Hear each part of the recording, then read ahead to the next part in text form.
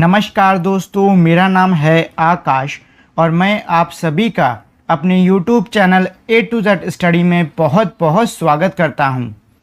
और आज की वीडियो में मैं आपको पढ़ाऊंगा क्लास 5th EVS में chapter number 4 mangoes round the year. और इस चैप्टर को शुरू करने से पहले अगर आप लोगों ने अब तक इस वीडियो को लाइक, शेयर और मेरे चैनल को सब्सक्राइब नहीं किया है तो पहले तो आप लोग इस वीडियो को लाइक कर दो, अपने दोस्तों के साथ में इसे आप लोग शेयर कर दीजिए और नए हो तो मेरे YouTube चैनल को आप लोग सब्सक्राइब भी कर लीजिए। और अगर आप लोगों ने अब तक मेरे टेलीग्राम चैनल को भी ज्वाइन नहीं किया है तो जाके आप लोग उसको भी ज्वाइन कर लीजिए, क्योंकि मेरे YouTube चैनल पर जितने भी वीडियोज़ आते हैं उनका PDF आपको मेरे टेलीग्राम चैनल पर ही मिलेगा। और मेरे YouTube चैनल और टेलीग्राम चैनल दोनों का नाम सेम है, तो जो मेरे YouTube चैनल का नाम है वही जाके आपको टेलीग्राम पे डालना है, आपको वहाँ पे एक चैनल मिलेगा, आपको उसको ज्वाइन कर लेना है। अब देखिए यहाँ पे लंच का टाइम चल रहा है और लंच के टाइम के समय यहाँ कुछ बच्चे हैं जिनके बीच की बातचीत यहाँ पे दिखाई गई है। जैसे कि सबसे पहली जो बच्ची है नीतू, ये कह रही है कि वाओ अमन्स लंच हैज़ स्वीट पूरी। मतलब ये जो नीतू है ये कह रही है कि जो अमन का लंच यानी ये जो बच्चा है इसका जो लंच है इसमें क्या है, मीठी पूड़ियाँ हैं। Hey today Neetu has bought potato सब्जी। अमन कह रहा है कि देखो आज नीतू तो पोटैटो यानी कि आलू की सब्जी लाई है। प्रीति कह रही है आई हैव गॉट भिंडी। प्रीति बोली कि मैं भिंडी लाई हूँ। अमन, अब देखिए अमन फिर से आगे बोल रहा है oh Neetu I think your potato sabzi is spoiled. मतलब अमन ये कह रहा है कि अरे नीतू मुझे लगता है कि तुम्हारी जो आलू की सब्जी है वो सड़ गई है, ख़राब हो गई है। अब प्रीति ये सुन के कह रही है don't eat that you may fall sick here you take some bhindi. तो प्रीति क्या कह रही है, प्रीति कह रही है कि उसको मत खाओ तुम, नहीं तो हो सकता है तुम्हारी तबीयत खराब हो जाए। एक काम करो तुम कुछ भिंडी ले लो।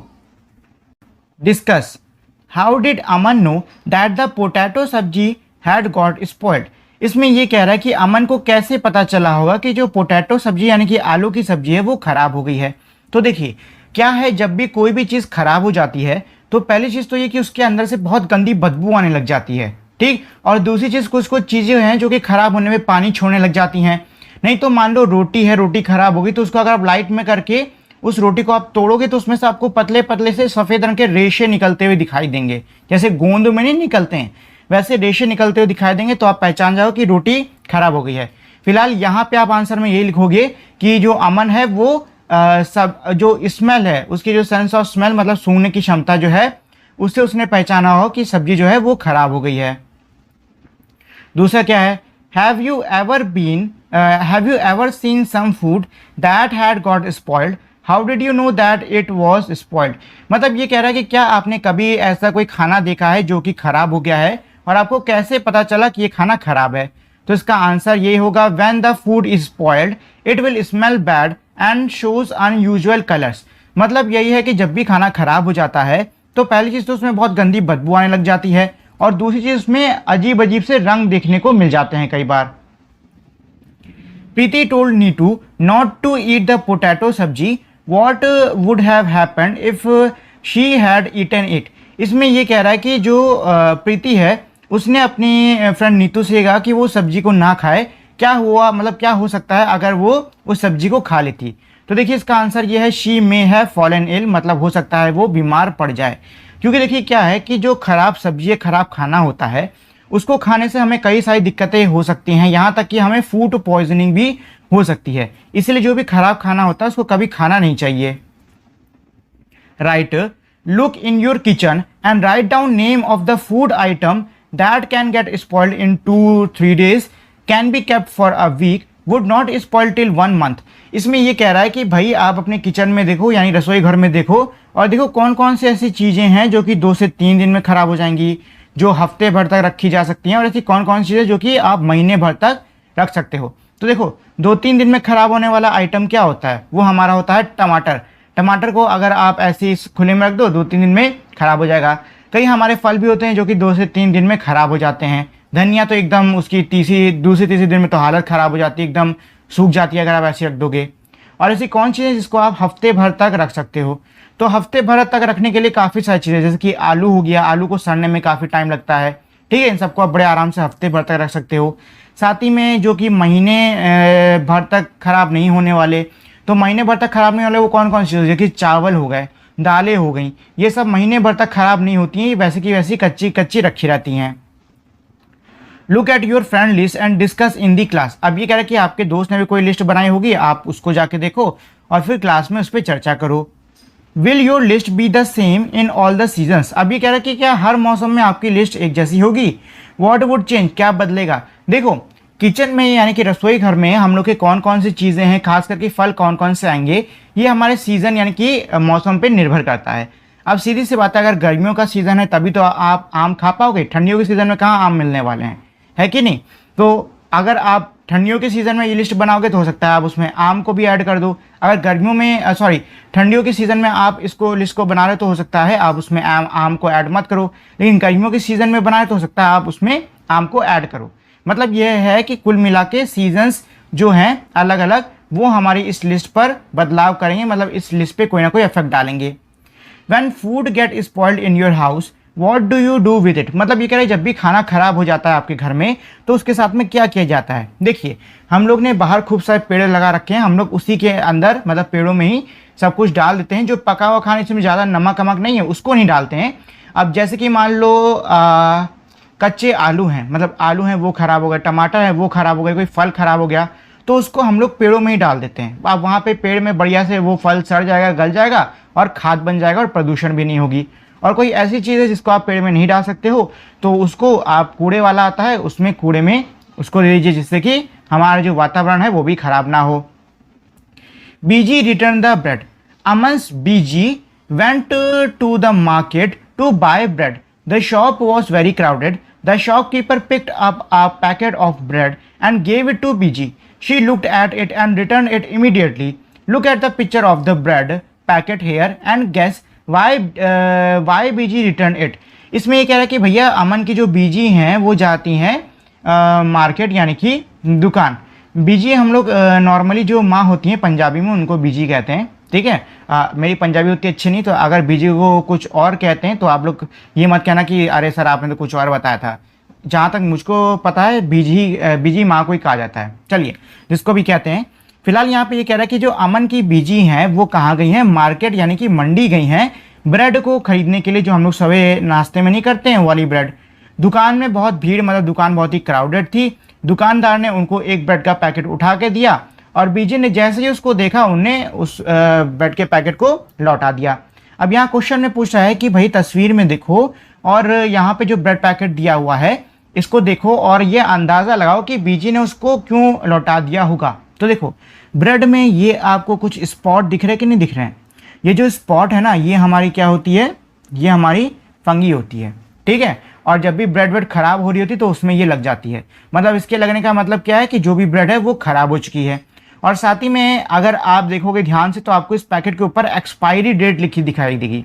एक्सपायरी डेट क्या, उसमें लिखा होता है यूज्ड बाय। तो यूज्ड बाय में जो भी डेट लिखी होती है ना वही उसकी एक्सपायरी डेट होती है। तो आपको ऐसे एक्सपायरी डेट दिखा देगी, आप उसको देख के भी पता कर सकते हो कि ब्रेड ताज़ी है, फ्रेश है, सही है खाने के लिए कि नहीं है। How did she find that the bread has got spoiled. उनको कैसे पता चला कि ब्रेड खराब हो गई। तो भैया ये जो निशान लगे हैं इनकी वजह से तो पता चला, और किस वजह से पता चलेगा। और हो सकता है उन्होंने एक्सपायरी डेट देख ली हो।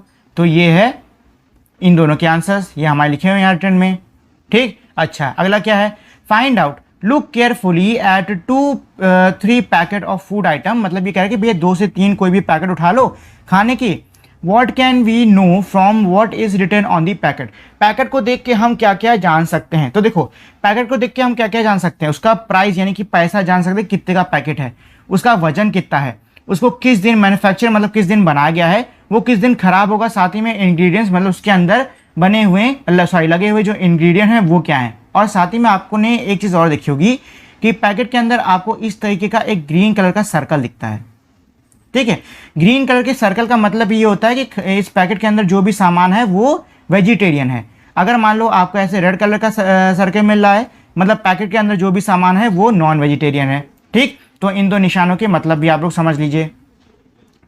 When you buy anything from the market, what do you look for on the packet. मतलब ये कह रहा है कि जब भी आप मार्केट यानी कि मंडी से या फिर दुकान से कोई भी चीज़ खरीदते हो तो आप पैकेट पे क्या देखते हो। भैया मैं तो ये देखता हूँ कि उसका प्राइस कितना है, मतलब पैसा कितना, कहीं दुकानदार मेरे को ठग तो नहीं रहा है। और साथ ही में मैं डेट ऑफ एक्सपायरी देखता हूँ कि भाई जो चीज़ मैं ले रहा हूँ क्या वो खाने योग्य है कि नहीं, खराब सामान थोड़ा ना खा लेंगे। How does food gate spoiled, मतलब अब ये आगे ये बता रहा है कि जो खाना है वो आखिर कैसे खराब होता है। The whole class can do this experiment together, जो पूरी कक्षा है वो एक साथ आके ये इस एक्सपेरिमेंट को कर सकती है। Take a piece of a bread और रोटी, एक टुकड़ा ब्रेड का ले लो या रोटी का ले लो, यहां देख रहे हो ब्रेड ले लिया इन्होंने। Sprinkle a few drop of water on it, उसके ऊपर कुछ बूंद पानी के डालो। And put it in a box, और उसको एक डिब्बे के अंदर रख दो। क्लोज द बॉक्स, डिब्बे को बंद कर दो। सी द ब्रेड और रोटी every day until you find some changes on it, अब आप ब्रेड और रोटी को मतलब रोज देखते रहो तब तक जब तक उसमें आपको कुछ बदलाव आते हुए नहीं दिख जाते हैं। Make the table on the chart paper and put it up in the class, अब ये कह रहा है कि भैया आपको जो बदलाव इसमें हुए हैं उसके ऊपर आपको एक चार्ट बनाना होगा। किस पे, एक चार्ट पेपर लो, उस पर आप एक बढ़िया से टेबल बना दो और उस टेबल के अंदर जो भी बदलाव हुए हैं उन सबको आपको लिख के उस चार्ट को चिपका देना है। Fill up the chart every day after discussing the change seen, अब ये कह रहा है कि उस चार्ट को आप रोज रोज भरते रहो, जो भी बदलाव हो रहा है उसको देख देख के उस पर चर्चा करके। ठीक, तो आप चाहो तो ऐसा चार्ट बना सकते हो, ये जो हमारे इमेज में है। ठीक, तो इसमें डे 1 में लिख सकते हो कि भैया पहले दिन जब हमने रखा तो छूने में ब्रेड कैसा था, कड़ा था, सॉफ्ट था, कैसा था, स्मेल कैसी थी उसकी, वो उसको अगर हम हार्ड लेंस से देखें तो उसमें कोई बदलाव था कि नहीं था, या फिर उसका जो कलर है उसमें कोई बदलाव आया कि नहीं आया। इस तरीके से आप ये पूरी टेबल भर सकते हो। Find out the reason for these changes from where did the fungus come on the bread, इसमें ये कह रहा है कि भैया जो ये बदलाव हुए हैं इनके रीजन यानी इनके कारण पता करो, और ये भी पता करो कि ये जो फंगस है वो ब्रेड के ऊपर कहाँ से आई। देखो होता क्या है कि अक्सर आपने देखा है कि जो बारिश का मौसम है उसमें हमारे जूतों पर या कई जगहों पे जो है फंगस घर में निकल आती है। तो फंगस कैसे निकलती है मैं आपको अभी बताता हूँ। देखिए फंगस जो है वो हमारे छोटे छोटे जो पार्टिकल हैं उस रूप में एक तरीके से हमारे एयर में वो घूमती रहती है, एयर में हर जगह वो फैली रहती है। ये अक्सर रेनी सीजन में होता है। और क्या है कि अगर कोई जगह है उस जगह को थोड़ी मात्रा में मतलब भर का पानी मिला है और उसको थोड़ी मात्रा में गर्मी मिल गई तो फंगस वहाँ पे उगना शुरू हो जाएगी, क्योंकि वो जो जगह है अब वो फंगस के उगने के लिए एकदम सही है। यही कारण है कि ब्रेड के ऊपर भैया फंगस उग गई, क्योंकि आपने क्या किया, आपने पहले तो ब्रेड को गीला कर दिया और फिर उसको एक बंद डिब्बे के अंदर रख दिया, जिससे कि उसको क्या मिला, पानी और गर्मी दोनों मिल गई और फंगस हमारी उग गई और ब्रेड हमारा खराब हो गया। Different kind of food item spoil due to different reasons, मतलब ये कह रहे हैं कि जो अलग अलग प्रकार के खाने की चीज़ें हैं वो अलग अलग कारणों से खराब हो जाती हैं। सम फूड स्पॉइल सून, कुछ खाना मतलब खाने की सामग्री ऐसी जो कि जल्दी खराब हो जाती है। सम स्टे फॉर लॉन्ग टाइम, कुछ ऐसी हैं जो लंबे समय तक चलती रहती हैं। List some seasons and condition in which food spoil quickly, अब ये कह रहा है कि भैया कुछ ऐसे मौसम और कुछ ऐसी कंडीशंस के बारे में बताओ जिसमें खाना जल्दी खराब हो जाता है। तो देखो इसके एग्जाम्पल के लिए आप समर सीजन यानी कि गर्मी के सीजन को ले सकते हो, क्योंकि देखो अगर गर्मी के सीजन में मान लो आपने सब्जी वब्जी खाना कुछ बनाया और उसको आपने ऐसे ओपनली रख दिया तो हो सकता है वो बहुत जल्दी खराब हो जाए, लेकिन अगर आप उसको फ्रिज में रख देते हो तो वो जल्दी खराब नहीं होगा। फिलहाल ये है कि यहाँ पे भाई समर सीजन आप देख सकते हो कि समर सीजन के अंदर जो हमारा खाना है वो बहुत ही जल्दी क्या हो जाता है, खराब हो जाता है।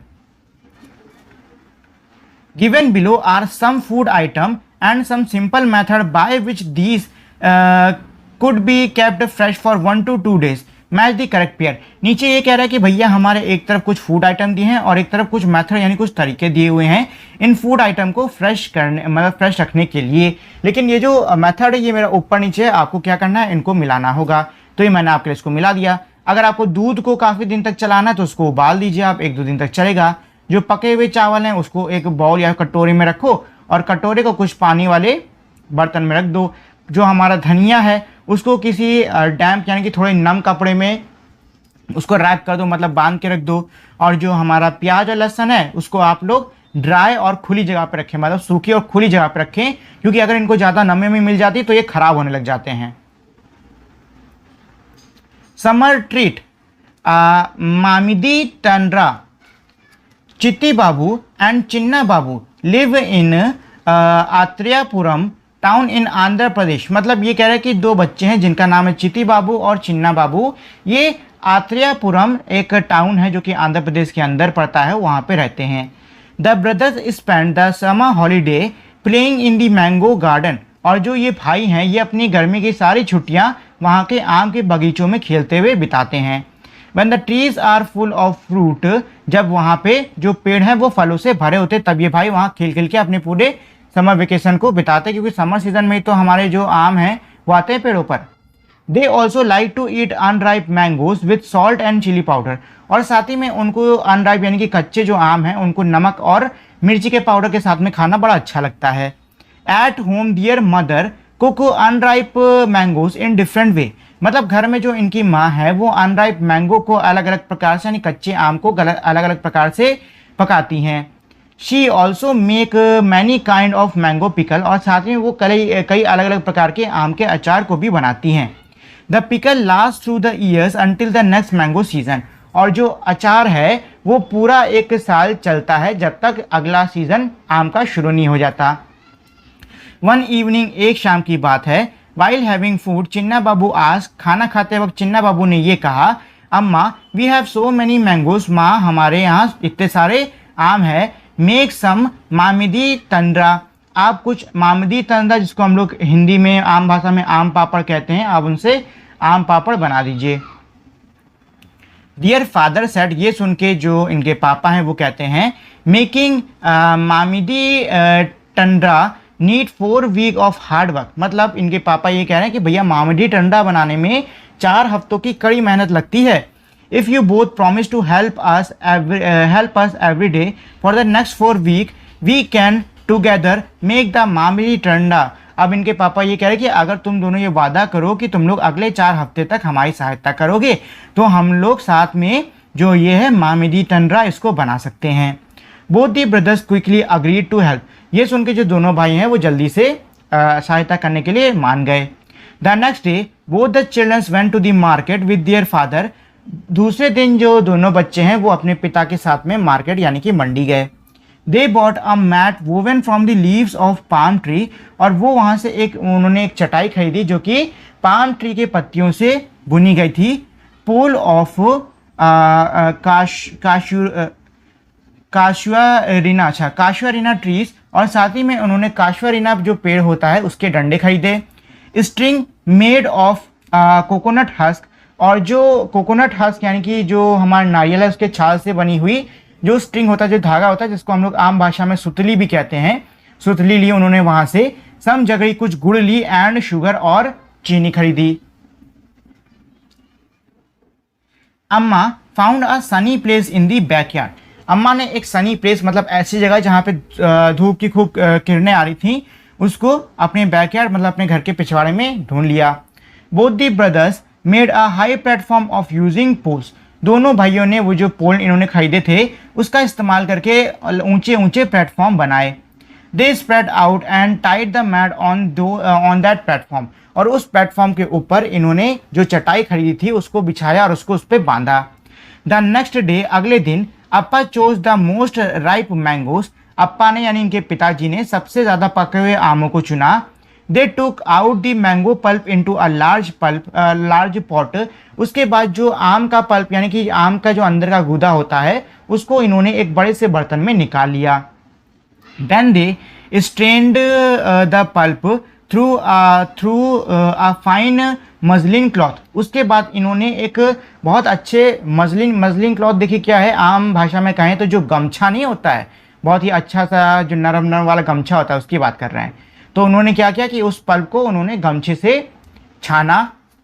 To remove the fibres from the pulp, ताकि जो फाइबर यानी कि जो रेशे पल्प के अंदर यानी गूदे के साथ में मिले हुए थे वो अलग निकल जाएं।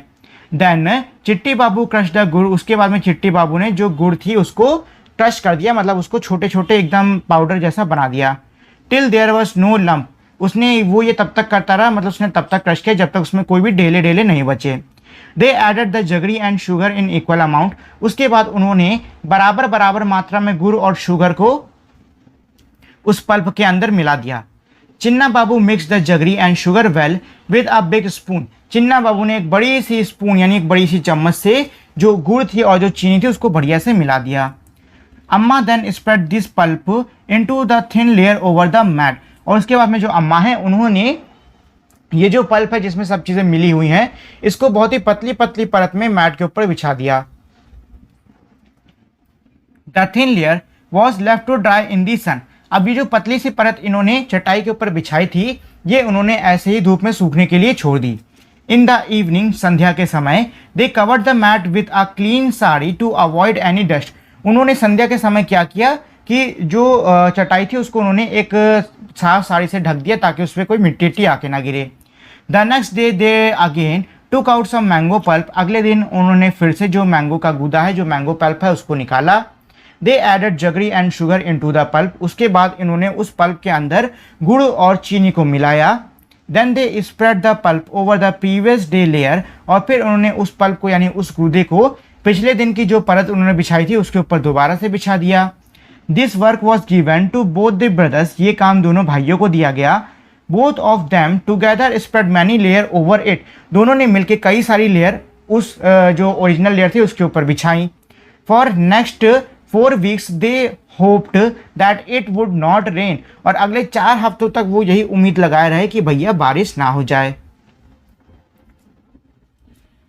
For 4 weeks they added layer after layer until the jelly grew 4 centimeter thing and look like a golden cake, इसमें ये कह रहा है कि भैया अगले 4 हफ्तों तक वो लेयर बाय लेयर यानी कि एक एक परत करके वो ऊपर मतलब उसके जो परत है उसको डालते गए तब तक जब तक जो इनकी जेली है वो एक गोल्डन केक जैसी नहीं दिखने लग गई और 4 सेंटीमीटर जितनी चौड़ी नहीं हो गई।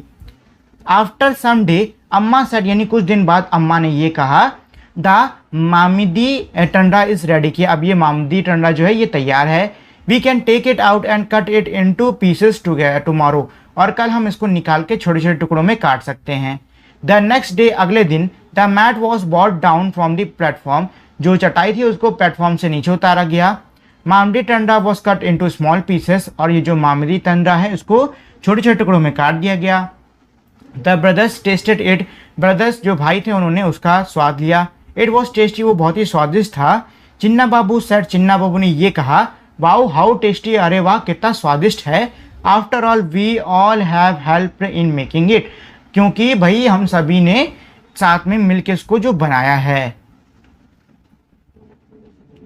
Right, why was sugar and jaggery mixed into the mango pulp and dried in the sun, मतलब ये कह रहा है कि भैया जो चीनी और गुड़ है उसको आम के पल्प में क्यों मिलाया गया और फिर उसको धूप में क्यों सुखाया गया, ताकि उनको क्या मिल जाए, आम पापड़ी, या आम भाषा में कहें तो मामदी टंडा इनको मिल सके। ठीक, अच्छा अगला क्वेश्चन क्या था, why did Appa first chose the most ripe mango to be use for making the mamidi tandra, मतलब मामडी टंडा बनाने के लिए इनके जो अप्पा थे उन्होंने सबसे ज़्यादा पके हुए आमों को ही क्यों चुना, क्योंकि देखिए जो पके हुए आम है उसमें जूस यानी कि जो रस है वो ज़्यादा होता है। How did the brother make the mamidi tandra, write down step by step what they did for this, मतलब ये कह रहा है कि भैया जो भाई हैं उन्होंने मामडी टंडा कैसे बनाया है उसको आप स्टेप बाय स्टेप लिखो, तो ये मैंने स्टेप बाय स्टेप लिख दिया है। Step number 1, they made a platform from casuarinas pole and mat, मतलब उन्होंने एक प्लेटफॉर्म बनाया चटाई से और कैशुअरिना के डंडों से। Step 2, mango juice was taken out and filtered through a fine cloth to remove fibres, और साथ ही में जो आम का रस है उसको एक बहुत ही अच्छे से पतले से कपड़े से छाना गया ताकि उसमें से जो रेशे हैं वो निकल जाएं। A thin layer of juice was spread on the mat and left to dry, और बहुत ही पतली पतली परत में जो जूस है उसको चटाई के ऊपर रख के सूखने के लिए छोड़ दिया गया। In the evening the layer was covered with a sari to prevent dust from getting on it, और शाम के समय उसके ऊपर साड़ी झाँप दी गई ताकि उस पर मिट्टी ना आए। Every day layer upon layer was added, हर दिन एक एक करके परत उस पर और चढ़ाई जाती रही। After about 4 weeks a thick golden cake of mamidi tandra could be made, और 4 हफ्तों बाद मतलब 4 हफ्तों के बाद एक सुनहरे रंग का केक जैसा मामदी टंडा बन के तैयार हो गया। What things are made in your house from ripe and unripe mango. मतलब ये कह रहा है कि भैया पके हुए आम और कच्चे आम से आपके घर में क्या बनता है। तो देखिए पके आम से क्या बन सकता है, आम पना बन सकता है। कच्चे आम से क्या बन सकता है, अचार वचार बन सकता है, खटाई बन सकती है। Make a list of all the different type of pickles, मतलब जितने भी अलग अलग प्रकार के अचार हैं, that you know about and share with your friend. मतलब जितने भी अलग अलग प्रकार के मतलब अचार आपको पता है, आपको उनके नाम एक लिस्ट में बनाने होंगे और अपने दोस्तों के साथ में उनके ऊपर चर्चा करनी होगी। Find out and discuss, is there any kind of pickle made in your house. मतलब ये कह रहा है कि भैया पता करो और चर्चा करो। तो पहले क्या कह रहा है कि क्या आपके घर में किसी प्रकार का अचार बनाया जाता है। What kind of pickle is it, कौन से प्रकार का बनाया जाता है। हु मेड इट, कौन बनाता है। From whom did they learn to make the pickle, और उन लोगों ने किससे सीखा है अचार को बनाने के लिए।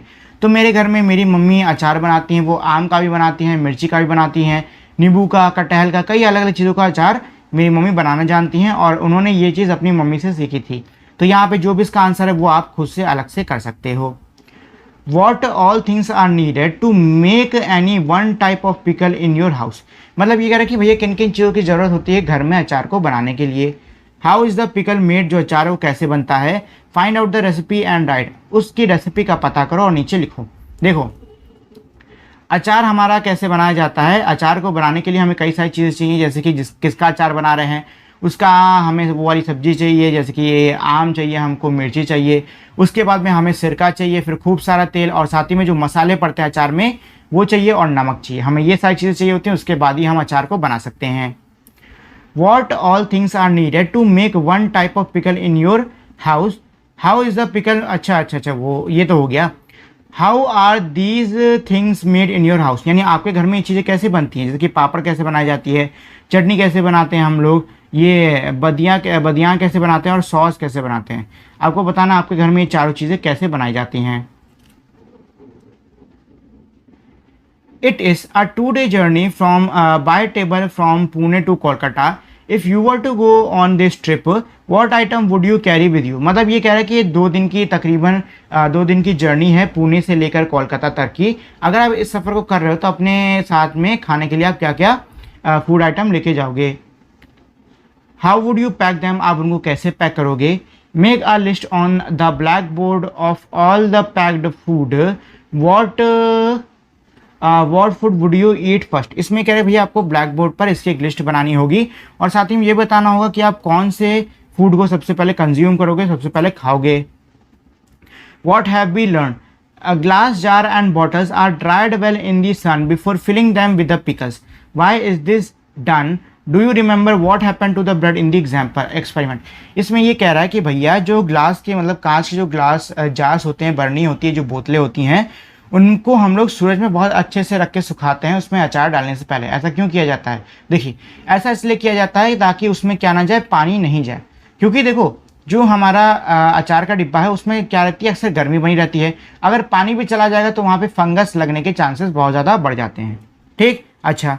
To eat mango round the years we can make different item like pickle, aam papad, chutney, chikki etcetera, like some other food which we make different way so that we enjoyed it throughout the year। तो इसमें क्या कह रहा है कि भाई जो हमारे, एक सेकंड, हाँ, जो हमारे कुछ फल हैं जैसे कि आम हो गया, उसको पूरे साल खाने के लिए लोग अलग अलग आइटम बनाते हैं, जैसे कि आम का अचार बनाते हैं, आम का आम पापड़ बनाते हैं, चटनी बनाते हैं और इसकी चिक्की बनाई जाती है। ठीक, ये चीज़ कह रहा है। और साथ में क्या कह रहा है कि कुछ ऐसे आपको और खानों के मतलब और इसमें एक तरीके से फूड की लिस्ट बनानी होगी जो कि हमारे अलग अलग तरीके से बनाए जाते हैं।